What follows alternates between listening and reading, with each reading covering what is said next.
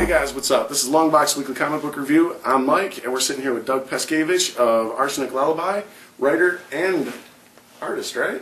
Correct. Yes, correct. Illustrator. Illustrator, yes. That's the more mature term, I guess. Well, artist gives it doesn't really seem like you have a job and call yourself an artist. Where Illustrator, they realize they're going to have to pay you. So speaking of illustrating, I frequent your webpage quite often, and I see that you post a lot of explanatory videos about kind of like your layout for your pages. Is that something that you've always done, or was that something that gradually built and you learned to do? I mean, the longer you're in any kind of craft, whether it's illustration or music or acting or writing or whatever, you'll learn more as you go along. But there's certain fundamentals and techniques that you have to learn right from Jump Street. If you don't have those, you're not going to get anywhere. Just like you have to know which chords you're playing on the piano or which strings on the guitar. I mean, there's certain basic, fundamental symbols and language and techniques and tools that somehow between the Silver Age and now have just gotten lost. And oh, definitely. Comic books, I mean, read some of the modern ones now and you can't even get through. Yeah, that was my next question. Do you actually pick up any modern books right now, or do you just kind of keep your own creativity and I don't. There's nothing modern, really, that I read, which isn't a slight, which isn't an insult to the three books out there that are good out of the 6,000 that are garbage. But I just, you work on comic books 40, 50, 60 hours a week. Last thing you want to do is you don't really want to handle. I'm sure there's probably 2 or 3 good ones out there, but every time I flip through one, it's just, it's... Do you have a personal favorite character that you've kind of enjoyed over the years, or somebody that you might maybe one day want to tell a story artistically wise, like tell your own short story with? Or? You mean of Superman, Batman, anybody like that? Somebody that you grew up with as a kid that you've always kind of had that pulling to tell a story? Oh well, I'd like to do Plastic Man. Oh, nice. Because actually, Jack Cole, the guy who created Plastic Man, I learned a lot studying the stuff he did, as far as moving an eye around the page and page composition and motion. It comes across, definitely. So I learned a lot from him. So it'd be nice to do Plastic Man, and Lobo would be fun. Oh man, Lobo! I mean, 90s Lobo. Did you happen to see the new 52 Lobo? Yeah, I did. He's very pretty. Oh yeah, he was very pretty. Yeah. I'm still hoping if anybody, excuse me, out there works on the Lobo book or the coming Lobo book, hang yourself in the bathroom. Yeah, there you go. But could you please have him? You have no soul. I mean, look, I've done a lot of bad things for money, but you took Lobo and you made him Twilight. No, worse than Twilight, because Twilight was always bad. I mean, Twilight didn't start out good and become sissy. They were always sissies. True. I mean, they were secure in their sissyhood. They didn't start out anywhere but sissy. Comfortable. Hey, sissy. I'm a sissy. Okay, fine. I can accept that. You're a sissy vampire. You took something awesome and you just garbage. What? How? I like this. They're gonna have the gayest gay in the gay parade would look at it and go, "What have you done?" Yeah. I mean, Elton John is looking at this thing and rolling his eyes like this. What? This sickens me. They've done some really bad things with the zombie, the vampire. They really haven't gotten to the Frankenstein aspect too much yet. But I'm just waiting to see some new movie come out with like the creature of the Black Lagoon in the Sahara Desert or something. He'll have like rocket launchers and stuff. It'll be CGI. It'll have a 4,000. It'll be 1,000 feet tall, and it'll all be about. The lagoon will be computer generated. Yeah, everything, and Jennifer Beals will be. Yeah. Ass shots for 20% of the movie, and then. So last year when I was here, I had actually picked up my copy of Arsenic Lullaby, the 10-year omnibus, and you have this in hardcover this year, right? I had it hardcover then also, but it sold out, and then I found a box. Oh yeah, always good finding old product. So if you guys are wanting to pick this up in hardcover, you still print this in softcover, correct?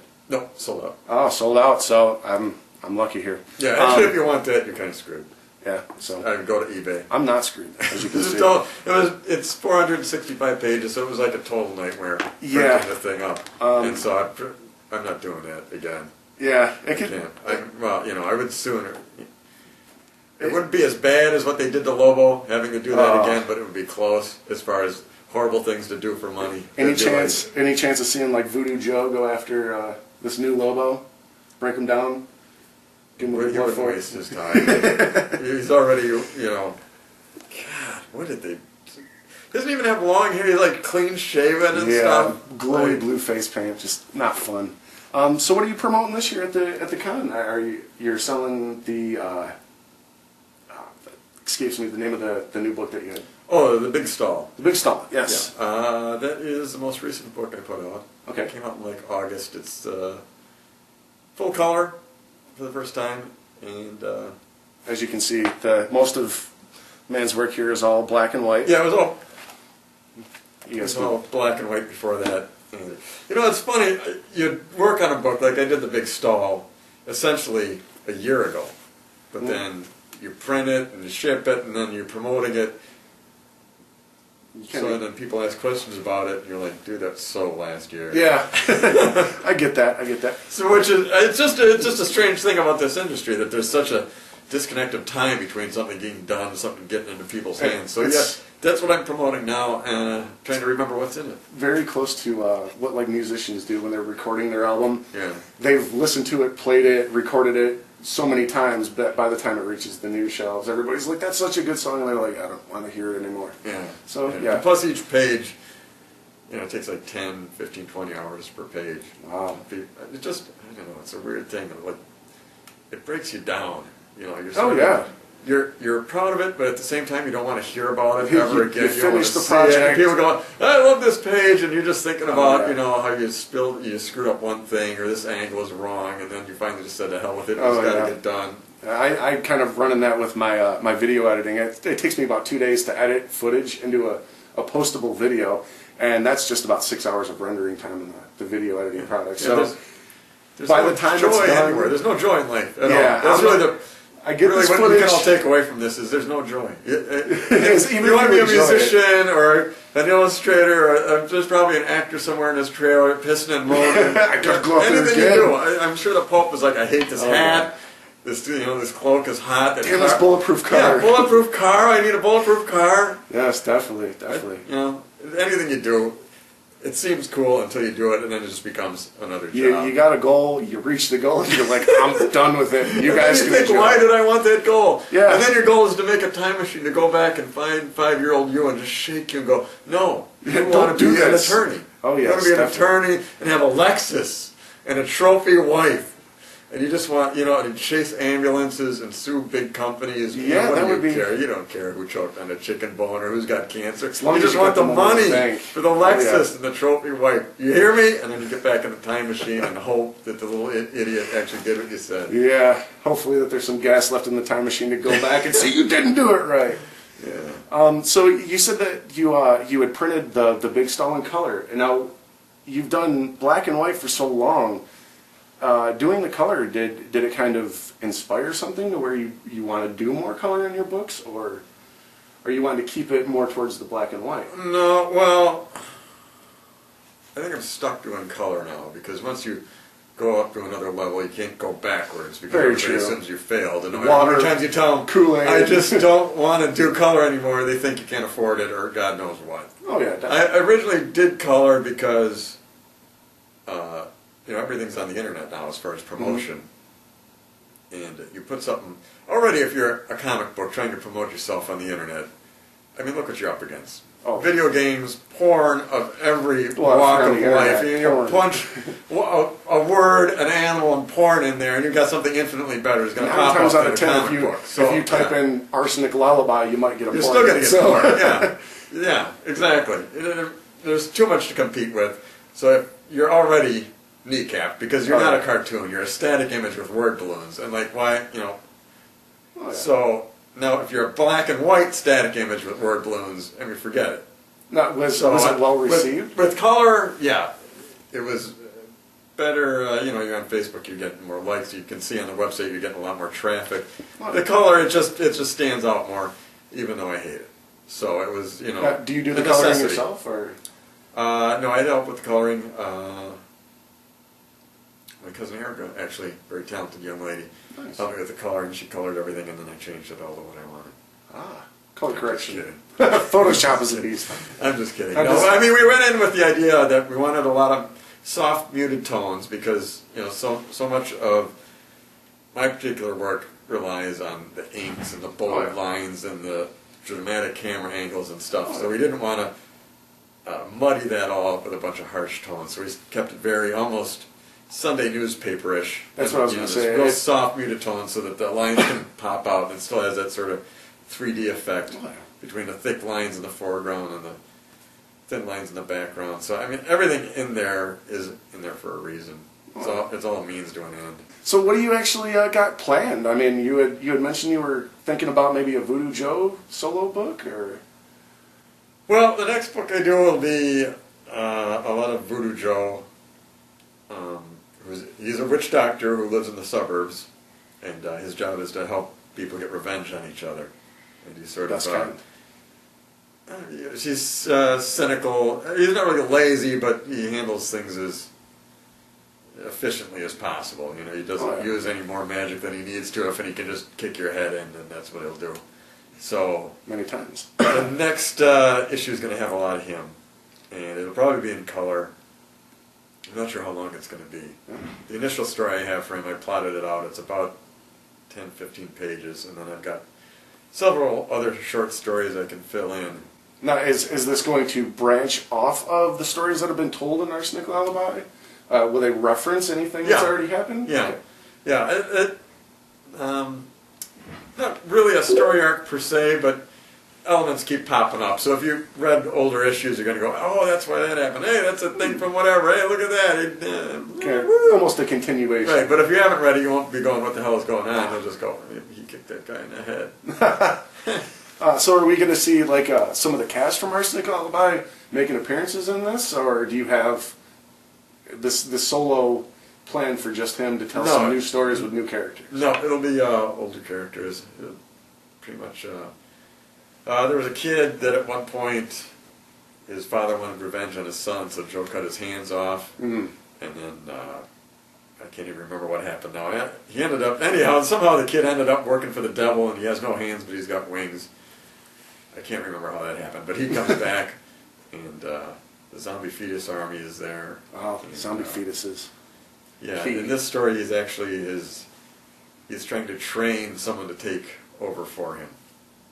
Because he has found a book where he can break his curse and he doesn't have to be Voodoo Joe anymore. But he's trained, someone has come to him with a deal, so he's going to train this new person. Could it be Cthulhu? It's not Cthulhu, it's a college professor. Oh, okay. Even worse. Yes.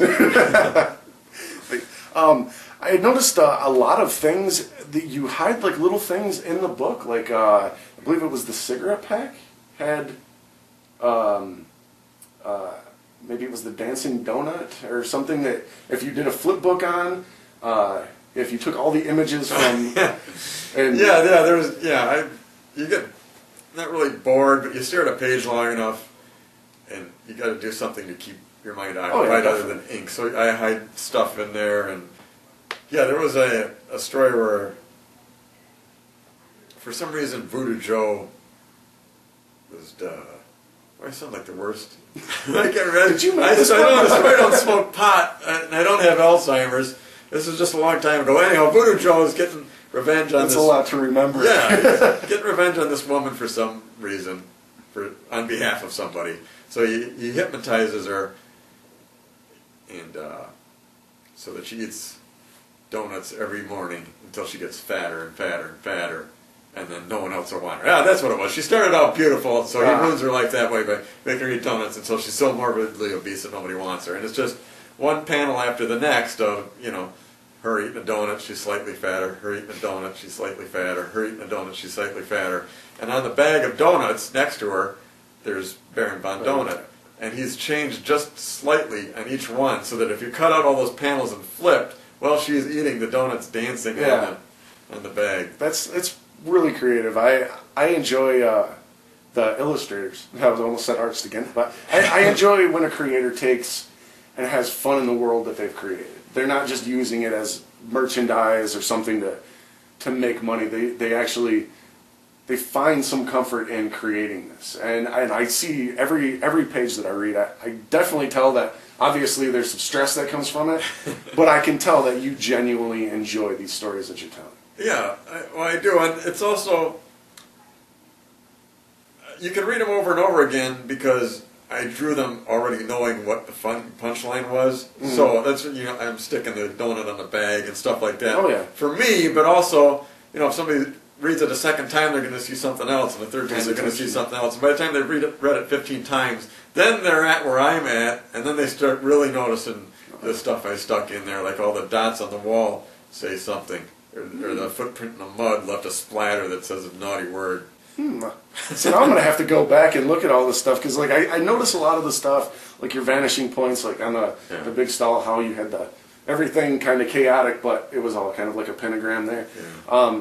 That stuff is, a lot of people really don't know, but a lot of those shapes, they're key. They all appear in nature. It's all, uniform. It all happens, without us even trying. So when you tend to follow those things and you, I guess, embellish or, work with them, they tend to kind of work for you. So it's, like I said, I can't say enough how much I enjoy reading the book. I've loaned it to several people. Actually, Seth, who hopefully loan it to people, make them buy it. Yeah, actually, no more. Don't loan it.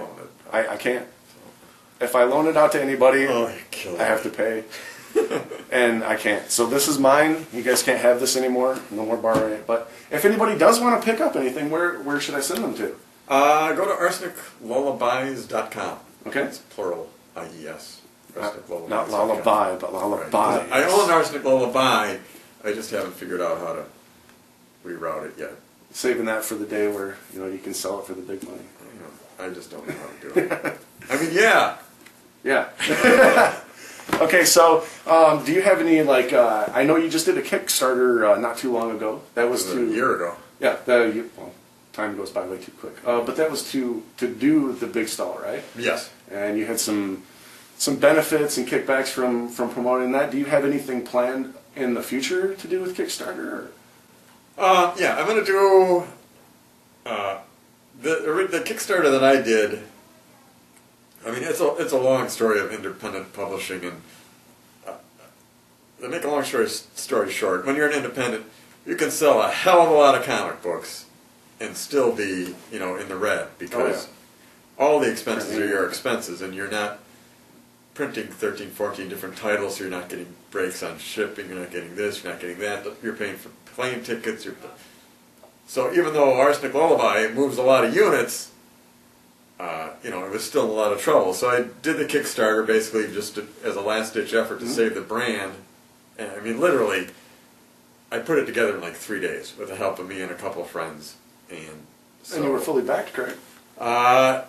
Yeah, we doubled what we needed. That's actually awesome. A little more than doubled what we needed. So, having said that, we also ran into a whole lot of problems because we did it in 3 days. So we got double backed and then realized, wait a minute, Kickstarter doesn't tell me any of their addresses, and everybody assumes we have the addresses, and then there's that, and then there was one mess up. Or not. I mean, the long story short was I didn't plan it very well, but I didn't have time to plan it very well. So.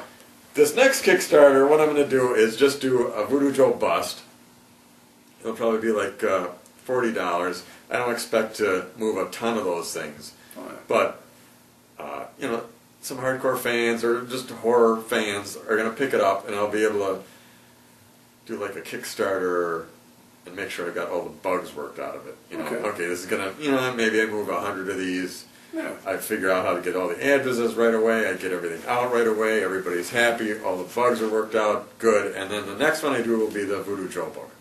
Okay. Because, an issue, I'll move a lot of units, and I don't want to have a big chaotic mess like last time. Very true, kind of test the waters, figure out how it works, and then do the real deal. I mean, because the first time worked, great for us, but well, not really even. I mean, it accomplished what it needed to accomplish. It saved the brand, but but it turned out to be a giant mess. But now, okay, we know everything that went wrong and everything I did wrong and everything that was just confusing about Kickstarter and everything that people just flat out didn't read when they pledged and, you know. Pledge $1 and think they're getting a whole well, run of books. And well, pledge and give me the wrong address, for example, or pledge or not give me an address. Or I mean,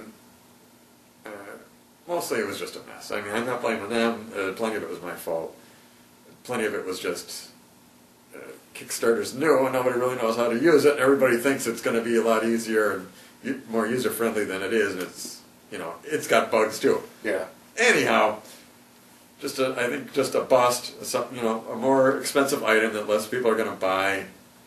You know, test all the things that we ironed out, make sure they're good, and then do a big one. Awesome. Sounds good. So we got possibly Kickstarter coming up with the bust. And then after that, we've got the Voodoo Joe Kickstarter that you're planning on. Yes. So if you guys are interested in all this stuff, definitely go to arseniclullabies.com. You got all the books, or just the big stall and the big stall sold out.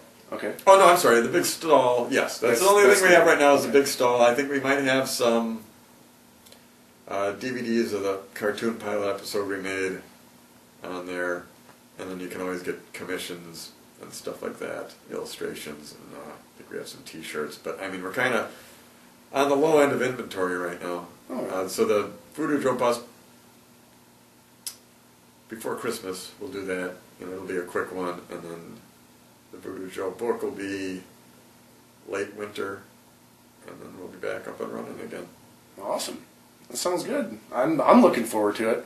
I need some more lullaby in my life. I haven't gotten enough, so if I had the money, I'd be down there buying everything. If only I could draw as fast as I think it all up. Yeah, I think we all kind of deal with that in one way.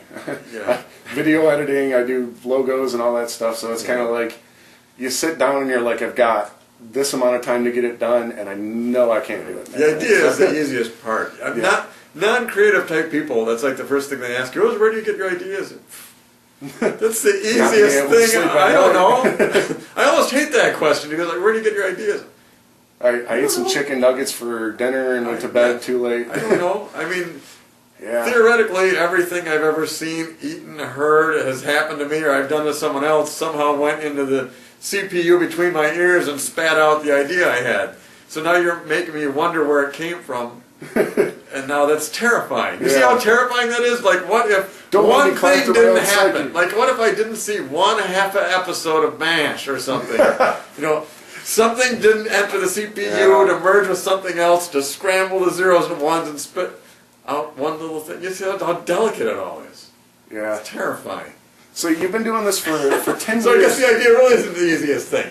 The idea is the thing that just gets handed to you, basically, and then you got to do all the work. That's definitely the hardest part about creating, is coming up with that idea, putting it out into a form of media that others can comprehend just as much as you. Like, it's so pure in your head, it's pure, and now you got to translate that into either music or art or an illustration or a book or you're walking around with some sort of joke that you've come up with all day, and it's hilarious to you, but then it's like, as you start to work on it, you're thinking, okay, does this translate? Yeah. Is it as funny to everybody else as it was to me? Or is it going to be one of those jokes like, what makes you laugh when you first wake up? You know, you had a funny dream and you wake up laughing and you write that down and then you look back and it's not funny at all. That's just laughing because there's some synapse fired while I was sleeping because I had a Cholito.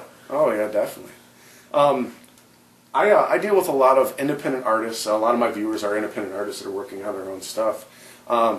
Would you have any words of wisdom to give to these young creators out there that are just trying to get their stuff out there to the public? Or you mean like actual? Are we talking about the abstract artist or an actual artist in art? I mean, because like illustrators, writers. I mean, I have a lot of viewers that all around the country that they do music, video, write. They draw, they illustrate, digital. So it's basically right now, I guess, to be pretty blunt about it, is there's a world out there of people that have grown up with comic books, movies, music, and they all want to do it. And the problem is they keep running into the industry, the slammed door in their face of the industry of, you've got to do this, you've got to do that.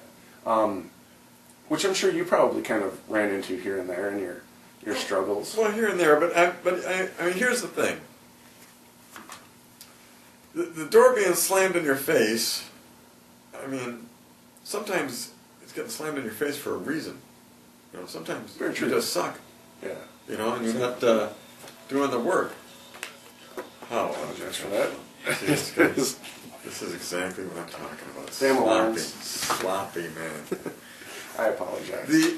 The best piece of advice I could say is get really good at what you do. And that means learn the techniques, learn the basics. I mean, people come up with this idea and they think they're going to be David Lynch and they don't have to learn anything about their craft. I mean, you can have some wild idea that you think sets the industry on its ear in music or whatever, but you better learn how to play 3 chords. Definitely. You know, if you're going to be an illustrator, you better learn how to draw the human body. You better learn camera angles. Whatever you're in, study. Whatever genre, you better learn the basics and get really good at it, and then start effing around with things. You can't just fly out of the box with some crazy idea, and then everybody shuts you down and go, oh man, look, the man's keeping me down, he's slamming the door in my face, man. Maybe you have a kernel of a great idea, but it's great in here, and you're not translating it. You know, like we just talked about, you think you're awesome, and maybe in here it is awesome, and maybe it could be awesome, but you're not putting any work into it. You're just pissing and moaning and crying. Settling. Yeah, like, I mean, take Diamond comic distribution, for example, the industry I'm in. Everybody thinks Diamond's the boogeyman, and they're trying to step on you and keep you down. Diamond's trying to make money. It's business. And if they think you got a comic book that's good, and people are going to want to buy, not only are they going to help you, they have people whose job it is to find you. So not everybody's a boogeyman. Maybe this guy's got a different idea of what's good. You know, maybe your book is good and he can't see it, but he's not some a-hole. You know, he's trying to do a good job, just like you're trying to make a good comic book. You can't look at every industry and everybody who's got an edge on you, or everybody who's up here or running things as a bad guy, because you're never going to get anywhere. I mean, you want to stay completely independent. Fine, make a movie theater in your garage and see how much money you make. Yeah. Because unless you're doing that, you're going to have to deal with some form of distribution. You're going to have to deal with some form of logistics. You're going to have to deal with some form of something. You know, if you're a band, you're going to have to deal with venue operators. Some sort of compromise. Yeah, you're going to have to deal with people, and not everybody out there is just trying to screw you. They're trying to do their job just like you are. Get really good. Get so much better than everyone else in your field that you can't be ignored by anyone. That's the advice I have to give you. Like, That's pretty powerful advice. I'd like to think, I mean, he's probably dating myself, but everybody knows who Michael Jordan is, right? Let's say you're a basketball player, okay? Or you got some basketball players. There's 10,000 basketball players in the room, right? That's a pretty huge pool to choose from. It's kind of hard to stand out, right? Michael Jordan's going to stand out. Whether there's 1,000, 10,000, 1,000,000, you're still going to spot Michael Jordan and want him on your team. Why? Because he's got some crazy idea, or he's trying to change the industry, or because he's really, really fucking good.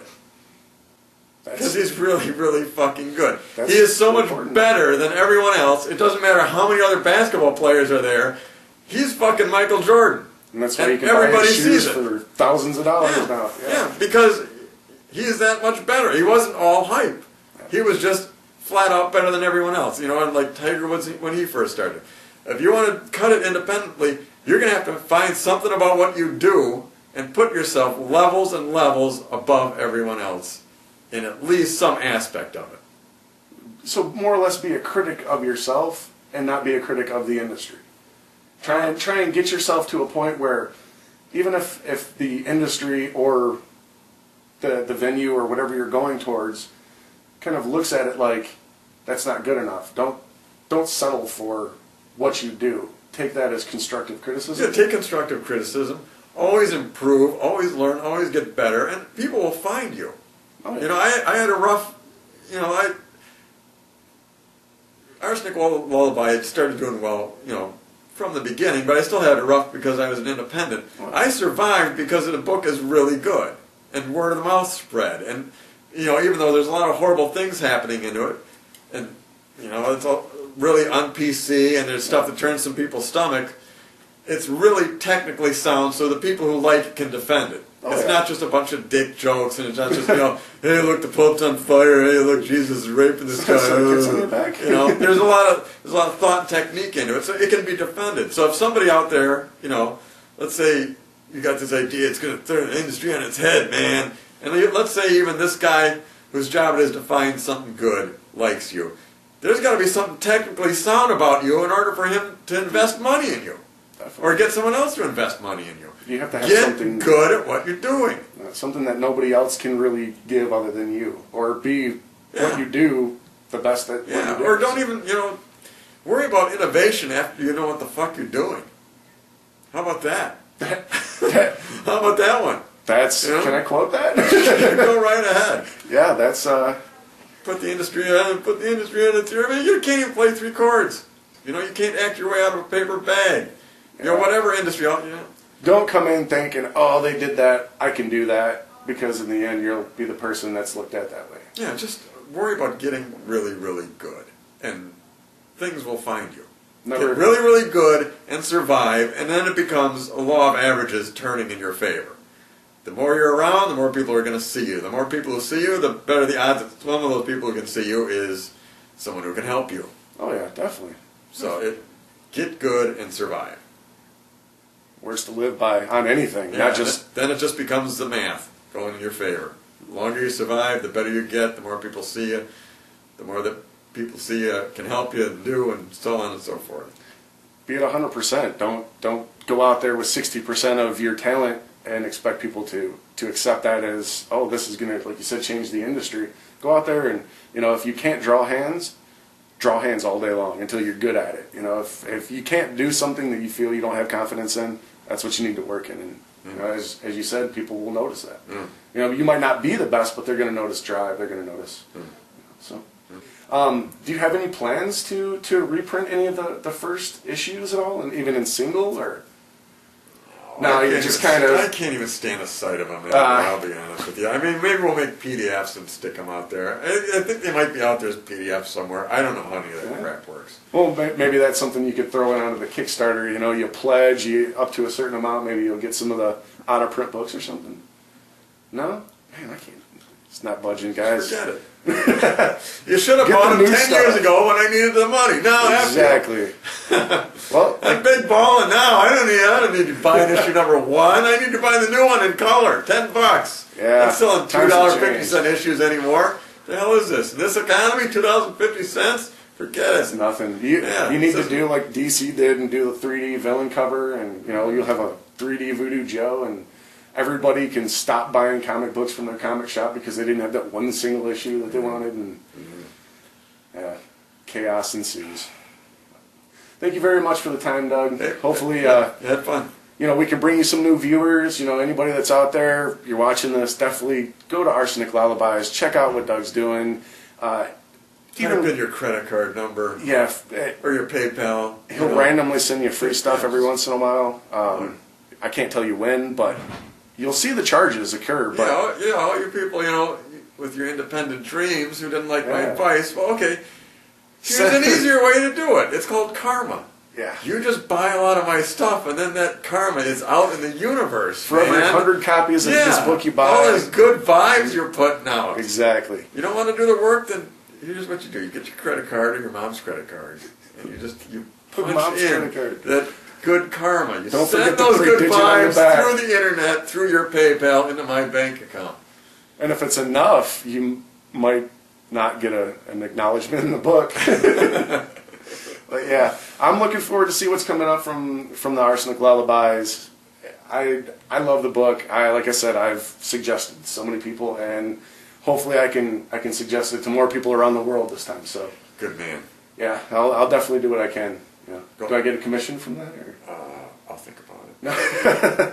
All right. Well, thank you very much, sir. I appreciate your time, and you guys definitely check out Arsenic Lullaby. Go to arseniclullabies.com, and if you're on Facebook, maybe bug the man here. You know. Yes, friend me on Facebook. Yeah, he's Because I delete normally people on a daily basis. Yes. I got to keep my numbers up. I have a very short fuse. Yeah. Feel free to post any random thought you may have, because he'll definitely notice it and delete it quickly. Yeah, Yes.